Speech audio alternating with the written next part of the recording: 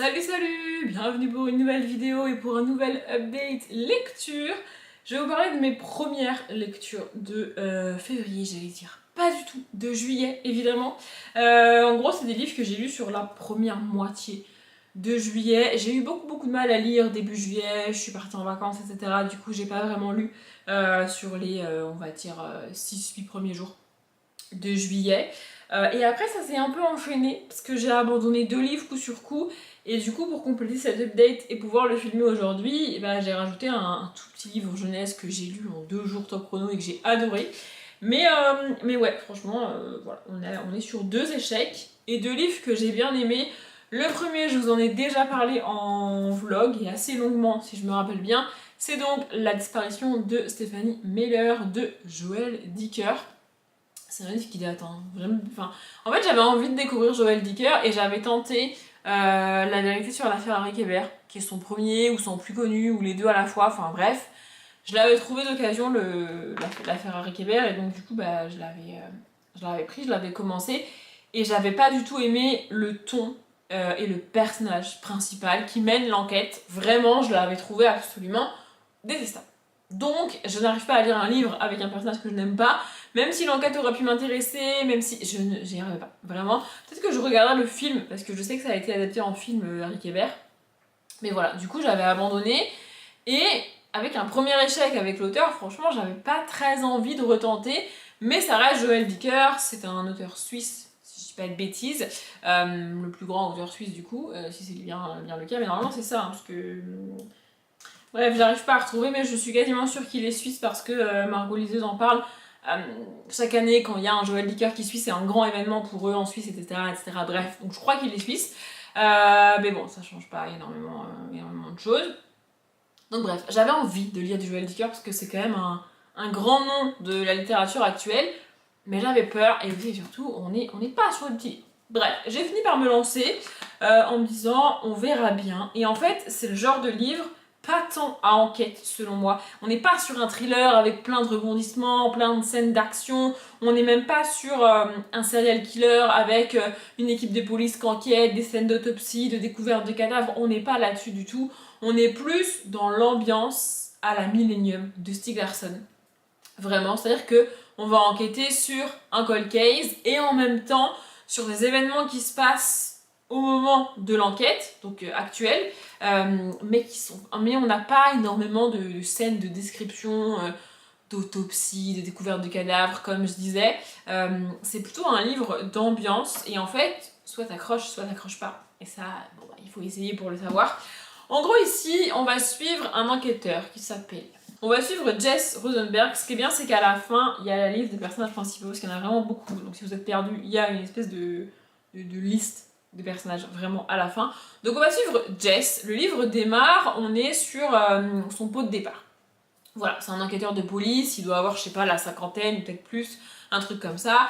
Et c'est son pot de départ, quelques jours plus tard, ça sera son dernier jour de travail, et il prend sa retraite, c'est fini. Il est surnommé inspecteur 100% ou un truc comme ça, parce que il a chance de résoudre toutes les enquêtes qu'il a menées, il a à chaque fois arrêté les responsables, ils ont été condamnés, etc. Il y a rien qui est en suspens. Sauf que, à cette espèce de petite fête au commissariat, il y a une journaliste qui s'appelle Stephanie Meller, qui vient le voir et qui lui dit que en fait il est inspecteur 99% parce que selon elle, selon les découvertes qu'elle a fait et l'espèce de petite enquête qu'elle a menée, il y a une enquête sur laquelle il s'est planté et sur laquelle le meurtrier court toujours dans les faits. Ça le perturbe un peu, mais bon, il se dit, c'est une journaliste, bon, c'est un peu son rôle de venir enquêter, farfouiller et tout, moi j'ai fait mon travail, etc. Mais ça va quand même lui trotter dans la tête parce que l'affaire en question, c'est un quadruple meurtre. 10 ans plus tôt, non, 20 ans plus tôt, pardon, il y a le maire, sa femme et leur fils qui ont été tués dans leur maison un soir du mois de juillet d'ailleurs. Et aussi, devant la maison, on retrouve le 4e cadavre, qui n'a rien à voir avec la famille du maire, mais elle est retrouvée morte devant la maison, donc elle a été tuée en même temps que les 3 autres, quoi. Vous voyez, donc ça fait un quadruple meurtre. Ils ont enquêté il y a 20 ans, Jess et son coéquipier Derek, ils ont trouvé le meurtrier, affaire classée.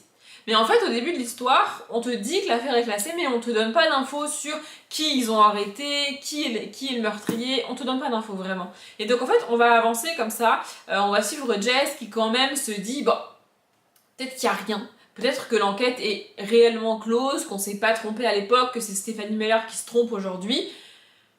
Mais en vrai, il est en fin de carrière, il lui reste littéralement 3 jours de travail, donc il a pas grand chose à faire. Il se dit, je vais retourner sur place, dans la petite ville de Orphea, pour voir, effectivement, poser peut-être des questions à droite à gauche, essayer de récupérer les éléments de l'enquête de l'époque, vous savez, dans les boîtes là, et voir ce qu'il en est.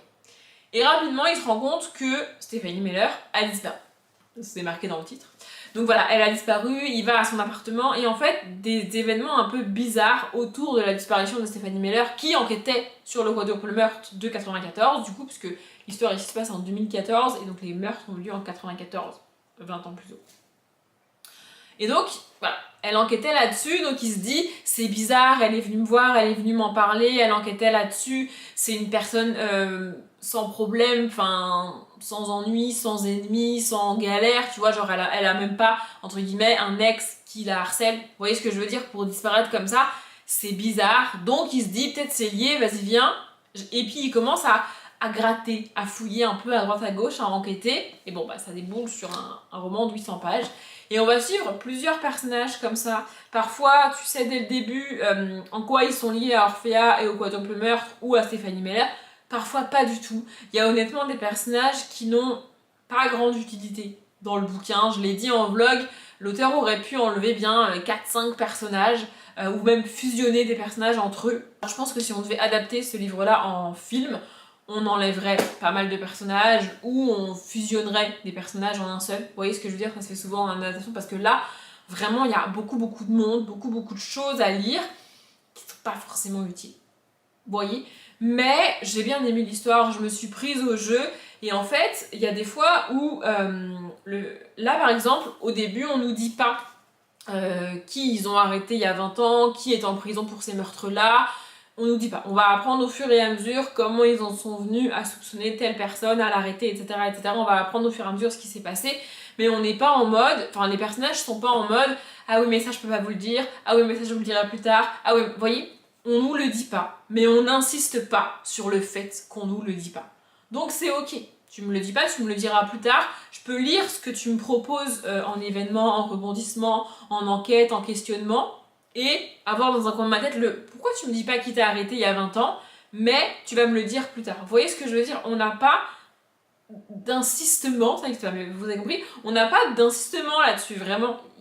Jess ne passe pas son temps à nous dire ah je vous dirai plus tard qui on a arrêté, je peux pas vous en parler pour l'instant, mais je vous en parlerai plus tard, non mais ça c'est pas important pour l'instant, je vous le dirai plus tard. Vous voyez, il n'y a pas ce truc répétitif qui me fatigue. Vraiment, s'il y avait eu ça, ça m'aurait saoulé, j'aurais pas pu lire, mais là c'est juste un truc qu'on nous dit pas et qu'on nous dira plus tard. Mais en fait on nous en parle pas. Vous voyez? Et donc on avance, on a d'autres éléments, on rencontre d'autres personnages et on a l'enquête, etc. Et franchement, j'ai trouvé ça hyper cool. Il y a à peu près, je sais pas, je dirais 200 pages avant la fin, une espèce de révélation qui m'a personnellement retourné le cerveau. Et en fait, c'est le genre de révélation que tu vois pas venir. Et qu'une fois que tu l'as sous les yeux, tu te dis, mais c'était évident. Ça n'avait aucun sens, sinon, c'était évident. Genre vraiment, c'était le genre de livre que j'ai dû poser, parce que je pouvais plus avancer dedans et avoir de nouvelles infos, il fallait que je processe moi-même les infos, j'étais en mode, bah oui, mais oui, mais évidemment, et puis si, et puis ça, et puis truc. J'avais besoin de prendre des pauses pour recoller les morceaux dans ma tête avant d'en avoir des nouveaux. Je sais pas si vous voyez ce que je veux dire. Franchement, j'ai beaucoup aimé, vraiment, ça fait 800 pages, donc c'est pas hyper rapide à lire. On n'est pas sur un truc hyper dynamique, hein. C'est assez lent, assez narratif, on a pas mal de descriptions, on a aussi des détails sur la vie des policiers qu'on suit. Donc on va suivre en termes de policiers principalement Jess, Derek, son ancien coéquipier qui va chercher parce que du coup c'est eux deux qui ont mené l'enquête il y a 20 ans, et Anna, une flic qui n'était même pas flic il y a 20 ans, tu vois, et qui est à Orphea aujourd'hui, qui est même pas de la ville, enfin elle est même pas originaire de cette petite ville, tu vois, qui va les aider parce qu'elle est flic de cette ville aujourd'hui, et donc bah il faut quelqu'un domicilié sur place, entre guillemets, pour mener l'enquête, vous voyez. Et donc c'est ça qu'on suit, et puis il y a plein d'autres personnages, le maire, sa femme, le gars qui dirige la librairie, le gars qui dirige le journal dans lequel travaillait Stephanie Meyer, des gens aussi à New York, parce que Orpheas est dans l'état de New York, enfin bref. Il y a vraiment beaucoup de personnages, mais c'est assez bien fait, même si des fois j'étais un peu perdue sur qui et où. Il y a des chapitres entiers que j'ai lus, et j'ai compris seulement à la fin qui était le personnage réellement qu'on suivait, même si le nom était écrit, parce qu'il y en a tellement qu'au bout d'un moment j'arrivais plus à suivre. Mais franchement j'ai bien aimé. Voilà. Bon, je risque de galérer parce qu'en fait je voulais lire d'autres Joël Dicker, mais le truc c'est que La vérité sur l'affaire Harry Kéber c'est le tome 1. Et après il a écrit 2 autres livres avec le même personnage je suppose, donc je suis pas sûre de pouvoir lire ces livres là. Et en vrai il a pas écrit tant de livres que ça, Joël Dicker. Bon, en même temps comme il écrit 800 pages à chaque fois, forcément ça prend du temps. Mais bref, voilà, si vous avez un Joël Dicker à me conseiller, je prends, et moi je vous conseille celui-là. Je vais essayer de faire plus rapide pour le deuxième parce que je me suis légèrement emballée sur le Joël Dicker. J'ai ensuite tenté Colombe à l'hôtel du lac, le tome 1, le début d'une nouvelle vie de Sophie Rigal Goulard, et je n'aime pas la manière dont le livre nous est raconté. Je trouve ça très brouillon en termes de début. En gros, on suit Colombe qui nous présente vite fait sa famille. En fait, il y a beaucoup de personnages et elle prend pas vraiment le temps de nous les présenter. On est en mode, si les personnages servent à rien, pourquoi tu nous les présentes, pourquoi ils sont créés, enfin personnellement, tu vois, je suis en mode voilà. Elle a 4 frères, plus ses parents qui ont rénové l'hôtel, plus les clients qui arrivent sur place. J'ai lu 42 pages et je suis perdue, vraiment. En gros, on suit donc Colombe et sa famille qui ont acheté une espèce de vieille bâtisse dans je sais plus où, parce que je suis même pas sûre que ce soit précisé, et qui l'ont entièrement rénové pour en faire un hôtel. Et donc là, l'hôtel ouvre, c'est la première semaine. Voilà, on suit un petit peu les galères à droite à gauche, etc. Mais honnêtement, j'ai pas trop aimé le personnage de Colombe. J'ai pas aimé la manière dont l'histoire nous est racontée. Vraiment, j'ai trouvé ça extrêmement brouillon. Ça part un peu dans tous les sens. J'avais envie de dire wow, doucement, genre doucement. Tu peux pas me présenter 4 personnages en 2 lignes et t'attends à ce que je retienne leurs prénoms, qui ils sont. Enfin, vraiment, c'était trop. Ça partait dans tous les sens. Très rapidement, il y a une jeune fille qui débarque à l'hôtel. Tu sais pas qui elle est, tu sais pas d'où elle sort, mais elle devient super pote avec Colombe. Vraiment, en fait, tout va extrêmement vite et il y a beaucoup de personnages. On ne prend pas le temps au début. Et prendre le temps, c'est pas forcément 50 pages, hein, mais ça peut être, je sais pas, soit tu fais moins de personnages, parce que je vois pas l'utilité que Colombe ait 4 frères. Genre, il y a des jumeaux, tu pouvais en faire qu'un. Genre, vraiment. Il y a un bébé, franchement, il est pas très utile dans l'histoire non plus.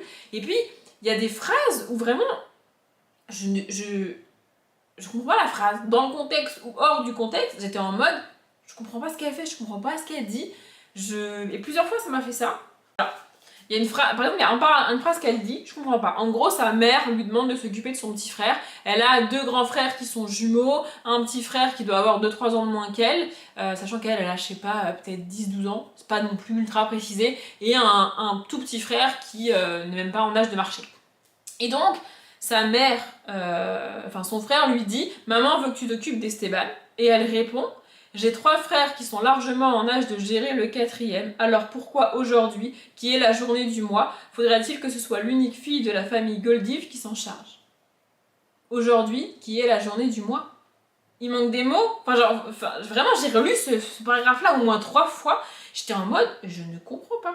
Je comprends, elle est en mode pourquoi c'est à moi de m'en occuper parce que je suis une fille alors que vous pouvez très bien gérer, mais alors pourquoi aujourd'hui, qui est la journée du mois, faudrait-il que ce soit. Il manque des mots ou c'est moi? Non mais vraiment expliquez-moi. Et plusieurs fois, ça m'a fait ça dans le livre. C'est-à-dire que ça arrive souvent hein, en termes d'édition et tout, on le sait, il y a des petites coquilles, des mots où il manque des lettres, où il manque des mots, mais en fait, en général, dans la phrase, même s'il manque un mot, t'arrives à savoir quel mot il manque et à comprendre. Là, je comprends pas la phrase. Je sais pas. C'est moi qui suis débile ou... Et ça m'a fait ça plusieurs fois, vraiment plusieurs fois, j'ai lu des phrases en mode, soit il manque des mots, soit je suis bête. Vraiment. Donc ça... Plus le fait que, franchement, je suis pas très fan du personnage de Colombe. Je comprends pas où on va, j'ai trouvé le début très brouillon. Et en fait, moi, je vais m'attarder sur ces 2-3 phrases que j'ai pas comprises. Vraiment, je vais rester bloquée dessus et je suis en mode, je comprends pas. Peut-être que dans cette phrase-là, précisément, il y avait un élément que je devais avoir et que j'ai pas eu et que j'ai pas compris. Et du coup, c'est pour ça que je trouve que c'est brouillon. Vous voyez ce que je veux dire? Et aussi, et surtout, le jeune frère de Colombe, donc le frère qui a 9-10 ans, passe beaucoup de temps dans la cave. Il a des amis imaginaires, comme les appelle Colombe. Et en gros, avec le résumé, tu comprends bien qu'il se passe a priori des trucs un peu bizarres dans cet hôtel. On est sur une vieille bâtisse dans laquelle il y a eu pas mal de gens qui sont passés, qui ont vécu, etc., etc. Et donc le petit frère croit clairement au surnaturel, passe beaucoup de temps dans le sous-sol et en gros, des petits éléments qu'on a, tu déduis qu'en gros il voit les fantômes, tu vois. C'est un truc comme ça. Le problème que j'ai, et j'en ai parlé dans le graphique de la semaine dernière, c'est que moi, j'adore les fantômes. J'adore les personnages qui voient les fantômes, qui communiquent les fantômes. Autant, c'est bizarre parce que je ne crois pas que ça soit possible dans la vraie vie, mais dans les histoires, j'adore avoir des personnages qui voient les fantômes, qui échangent avec eux, qui communiquent avec eux, qui veulent les aider. Et là, en fait, on a donc ce personnage qui, a priori, voit les fantômes, mais qui est moqué et critiqué par sa grande sœur Colombe, notre personnage principal qu'on suit. Colombe est en mode ouais ça va, il s'invente des histoires, il croit qu'il a des amis imaginaires, c'est parfaitement ridicule. Et moi j'aime pas Colombe du coup. Je suis en mode meuf mais tais-toi, va avec lui, va dans la cave, emmène-nous là-bas, je veux voir ce qu'il y a, je veux savoir ce qu'il voit. Vous voyez, moi j'aurais voulu y aller. Et elle est en mode mon frère il raconte n'importe quoi. Non, c'est pas ce que je veux lire. Vous voyez, moi j'aurais préféré que le personnage principal ça soit son petit frère et que ce soit lui qu'on suive dans la cave avec les fantômes et tout, et c'est pas ce qu'on a. Et donc Colombe va rencontrer cette jeune fille qui, alors en plus ça complexifie la lecture parce que on est sur une jeune fille, donc la jeune fille qui rencontre Colombe est d'origine anglaise et donc elle a un accent, et l'accent est écrit, et en plus elle confond, comme beaucoup de gens qui parlent français et qui c'est pas leur langue maternelle, elle confond les le et les la. Ça rend la lecture très compliquée. C'est-à-dire que tu lis les phrases écrites avec l'accent, avec des le à la place des la, et inversement, et donc dans ma tête, il faut que je traduise correctement la phrase. C'est difficile. Voilà. Tout ça pour lire des conversations entre Colombe et cette jeune fille, dans lesquelles elle se moque du petit frère que moi j'ai envie de suivre. Voilà. Donc au bout d'un moment, je me suis dit ça sert à rien, je lâche l'affaire, vraiment. C'est dommage, hein, ça avait l'air très cool, mais moi j'aurais préféré avoir l'histoire du point de vue du petit frère. Meredith, elle rencontre Meredith. Voilà. Mais j'ai franchement pas trop aimé quoi. Voilà, pour vous donner un ordre d'idée de phrase que peut dire Meredith, moi je fouillais dans cet endroit pour la dernière vacance, j'adore ici, et vous? Vous voyez, c'est pas correctement français, et c'est normal puisque le personnage n'est pas français. Mais avec des dialogues entiers où il manque des mots, où tu comprends pas trop ce que dit même les personnages qui parlent français, plus un personnage qui parle pas bien français, moi j'ai trouvé ça trop compliqué. Voilà. J'avais dit que je ferais plus rapide avec ce livre-là, apparemment j'ai pas réussi. Je vais enchaîner avec le suivant. Le suivant, j'en ai parlé en vlog, je vous ai lu tout un passage en vlog, donc je vais pas le refaire ici. On est tout simplement sur un contemporain beaucoup trop contemplatif, beaucoup trop descriptif, avec un personnage auquel je ne peux pas m'identifier, et donc une histoire qui ne m'intéresse pas. J'ai tenté Paris retrouvé de Danielle Steele. J'ai lu beaucoup de Danielle Steele, et comme je l'ai dit en vlog aussi, et comme beaucoup d'auteurs et d'autrices qui écrivent beaucoup de livres, je sais pas, elle doit avoir écrit plus de 80 livres, je n'exagère même pas. Et donc voilà, forcément tu peux pas tout aimer, il y a des livres que j'ai adorés, il y a des personnages auxquels je me suis énormément identifiée, il y a des livres qui ont été d'immenses claques pour moi, et puis il y a des livres pour lesquels ça ne le fait pas. Ici on suit une actrice de genre une cinquantaine d'années qui t'explique qu'elle est mal dans sa peau, elle ne va pas bien. Elle a le droit, enfin je veux dire elle a le droit, même si elle est riche, même si elle a une immense maison à Los Angeles, même si elle a plein d'argent, elle a le droit de pas aller bien. Sauf qu'en fait d'un côté elle t'explique que ça va pas, je sais pas pourquoi ça va pas, et d'un autre côté elle te dit oui j'ai perdu mon mari il y a 2 ans, mais ça va, hein, c'est pas pour ça que je déprime, non ça je le vis très bien. D'accord, donc tu as perdu ton mari mais tu le vis très bien, mais t'es quand même déprimée. Je travaille pas en ce moment, mais j'ai décidé de pas travailler, hein. J'ai mis ma carrière de côté, vraiment, je verrai ça plus tard. Donc c'est pas pour ça que tu vas pas bien non plus, puisque tu l'as décidé, donc enfin tu nous dis clairement que c'est pas pour ça que tu vas pas bien. En fait, elle c'est comme si elle faisait la liste des trucs qui pourraient faire en sorte d'expliquer pourquoi elle va pas bien, et puis elle les écarte au fur et à mesure, tu vois. Elle est en mode, j'ai perdu mon mari mais ça va, je travaille pas mais ça va, mes enfants sont loin mais ça va, je suis toute seule à la maison mais ça va. Bah si tout ça, au bout d'un moment je vais me dire bah si ça va, pourquoi ça va pas en fait, enfin, et t'as le droit de pas aller bien et de pas savoir pourquoi tu vas bien. Mais moi, j'ai le droit de pas lire ton histoire si elle m'intéresse pas. Vous voyez? Et je l'ai lu en vlog, ce qui m'a fait abandonner l'histoire, c'est qu'on a une description, mais vraiment beaucoup trop détaillée selon moi, d'une maison dans laquelle elle a vécu, dans laquelle elle ne vit plus. Et genre, elle te dit littéralement, il y a une salle à manger, il y a une cuisine. Une cuisine dans la maison. Wouh, ça c'est de l'info, vraiment. Et vraiment, j'ai lu 40 pages, 52 pages. Sachant que les 3-4 dernières, je les ai lues un petit peu en diagonale. Mais vraiment, j'ai trouvé ça fade, en fait. Donc j'ai pas lu. On va finir avec un petit livre jeunesse, comme je vous ai dit, que j'ai lu en 2 jours, top chrono, et que j'ai adoré. J'adore. Vraiment, je trouve ça trop cool. Donc c'est le Club des nageoires et des carapaces extraordinaires, le tome 2, le baleineau perdu, de Nadine de Bertolis et Céline de Reuillancourt. J'adore. Vraiment, j'avais adoré le tome 1 et j'ai adoré ce tome 2. Ici, on est, si je me trompe pas, dans l'hémisphère sud. Parce qu'en gros, au début, on te dit que c'est l'hiver dans l'endroit de l'océan où ils sont. On suit des enfants poissons qui vivent dans une espèce de petite communauté, un petit endroit comme un enclos, si on veut, dans l'océan, tu vois. Et donc, ils te disent que à cet endroit-là, ça commence à être l'hiver, donc ils préparent l'hiver, ils s'installent, etc. Et puis, ils te disent que c'est le mois d'août. Donc, je suppose qu'on est dans l'hémisphère sud. Il me semble que c'est un délire comme ça. Bref, et donc on va suivre plusieurs personnages. Il me semble qu'on a une tortue, on a une raie. Ah bah ils sont là au début. Voilà. Donc on a Lucinda la raie, Mela une tortue, Polo un crabe décorateur, donc c'est des crabes assez classiques rouges. On a Rosine l'hippocampe, que je me rappelle pas avoir vu particulièrement dans ce tome là, mais pourquoi pas. Greg le poisson cocher, pareil lui ça me dit rien. Tony le poisson chirurgien au cas où c'est Dory en fait, voilà. Ah c'est tout. Ok, bah d'accord, je pensais qu'il y en avait d'autres, mais bref.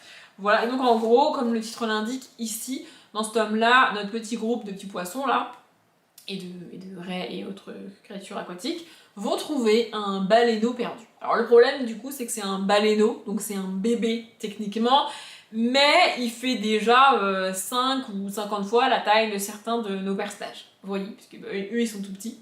Et donc voilà, ils trouvent ce baleineau vraiment erré tout seul, perdu. Ils essayent de l'aider pour retrouver sa mère, en même temps ils ont peur parce que c'est un baleineau, donc lui-même est un petit peu pâteau, il sait pas trop ce qu'il fait, il se déplace un peu, bah, c'est un bébé quoi, mais c'est un gros bébé pour eux, vous voyez.